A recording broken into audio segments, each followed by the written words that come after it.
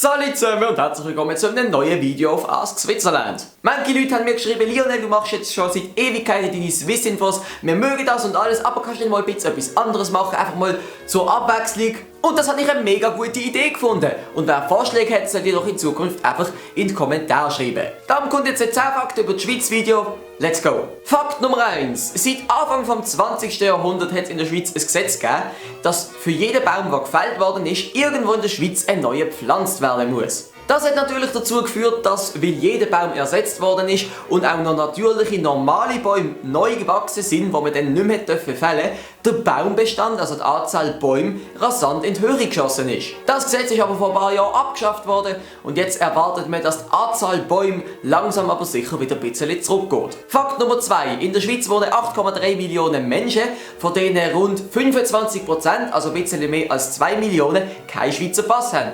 Das ist einer der grössten Ausländeranteile der ganzen Welt. Fakt Nummer 3. Die Schweiz ist kein EU-Mitglied. Gott sei Dank. Fakt Nummer 4. Die Schweiz ist weltweit bekannt für ihre Banken, die insgesamt ein Vermögen von umgerechnet 6 Billionen Franken verwalten. Das sind 6 Milliarden Tausendnötchen. Holy shit, ist das viel Geld, Mamma mia! Fakt Nummer 5. Die Schweiz ist im internationalen Vergleich eines der tolerantesten Länder gegenüber Minderheiten. Fakt Nummer 6. Man mag es fast gar nicht glauben, aber die Schweiz hat tatsächlich eine langjährige Tradition im Aufnehmen von Flüchtlingen. Ich nenne euch jetzt einfach mal ein paar Beispiele aus der jüngsten Zeit. Zum Beispiel sind 1956 extrem viele Flüchtlinge aus Ungarn aufgenommen worden, 1968 aus Tschechien. Während dem Balkankonflikt sind insgesamt 80'000 Menschen aus dem Balkan in die Schweiz aufgenommen worden. Und jetzt ist natürlich die Frage, warum hat das denn in der Schweiz immer so gut funktioniert? Naja, im Gegensatz zu vielen Ländern, die es momentan ein bisschen falsch machen, hat die Schweiz halt immer, wenn Flüchtlinge gekommen sind, sofort gesagt, okay, ihr seid jetzt da und jetzt müsst ihr halt arbeiten. Das hat natürlich dazu geführt, dass sich die Flüchtlinge sofort schneller in der Arbeitswelt zurechtgefunden haben und sich auch viel besser haben können integrieren. Die Flüchtlinge aus dem Balkan beispielsweise sind heutzutage ein integrierter, respektierter und von mir hochgeschätzter Teil der Gesellschaft. Ich meine, schaut euch mal die Schweizer Fußballnationalmannschaft an. Dort sind zum Teil 8 von 11 Spieler aus dem Feld aus dem Balkan gekommen, ursprünglich. Ich glaube nicht, dass sich die Schweiz für die WM 2010, 2014, EM 2016 hat qualifizieren ohne die Leute aus dem Balkan.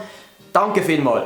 Fakt Nummer 7. Die Schweiz ist eines der demokratischsten Länder der ganzen Welt. Jeder Idiot könnte sozusagen, wenn er einfach genug Unterschriften dafür gesammelt hat, eine Volksinitiative starten und die dann dem Volk vorlegen und das ganze Volk kann sagen, ja, wir wollen das oder nein, wir wollen das nicht. Was viele Leute nicht wissen, ist, dass selbst wenn eine Initiative 100'000 Unterschriften hat und eigentlich bereit wäre, dem Volk vorgelegt zu werden, muss zuerst das Parlament nach bestimmten Kriterien entscheiden, ob die Initiative auch wirklich dem Volk vorgelegt werden darf. Somit könnte das Parlament also theoretisch die Macht missbrauchen und gewisse Volksinitiativen auch verbieten, obwohl das Volk hier eigentlich ganz klar Ja sagen würde.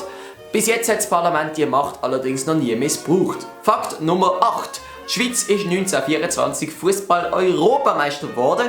Allerdings ist das eigentlich einfach nur das Fußballturnier an den Olympischen Spielen gewesen, wo man dann im Finale gegen Uruguay, also ein südamerikanisches Team, verloren hat und somit einfach der beste Teilnehmer aus Europa gesehen ist. Es ist auch lustig, wenn du vor dem Finale weißt, dass du schon Europameister wirst und noch entscheiden kannst, wirst du jetzt Europameister oder Weltmeister.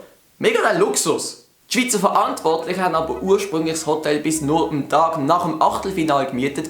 Das heisst, als man dann das Achtelfinale gewonnen hat, haben sich die Verantwortlichen gedacht, oh Scheiße, wir haben kein Geld mehr, aber wir müssen irgendwo hier in Paris bleiben, weil die Olympiade ja noch weitergehen könnte. Vielleicht kommen wir ja sogar ins Finale, das ist dann tatsächlich passiert.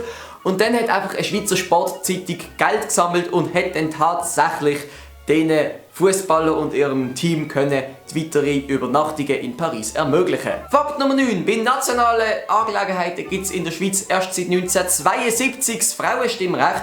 Vorher haben einfach die Männer allein über die Themen entscheiden. Auf kantonaler Ebene ist das eigentlich jedem Kanton einzeln überlassen. Der letzte Kanton, was das Frauenstimmrecht eingeführt hat, ist Appenzell-Innerrhoden. Die haben es nämlich ursprünglich 1990 abgelehnt, aber das Bundesgericht hat dann entschieden, nein, sorry, so geht es nicht.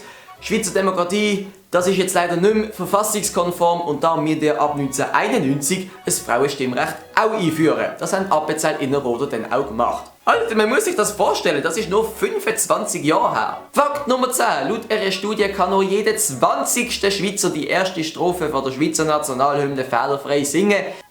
Ich weiß nicht, ob ich zu diesen 5% gehöre. Ich müsste es noch einmal ausprobieren. Das ist es mit diesen 10 Fakten über die Schweiz. Ich hoffe, ihr habt noch nicht ganz alle kennt und es ist euch nicht langweilig gewesen. Wenn ja, welche habt ihr kennt? Wenn nein, welche habt ihr nicht kennt? Und habt ihr sonst noch andere Videovorschläge, wenn ihr nicht immer Swissinfo sehen wollt? Ab in die Kommentare. Man sieht sich am Montag wieder. Tschüss!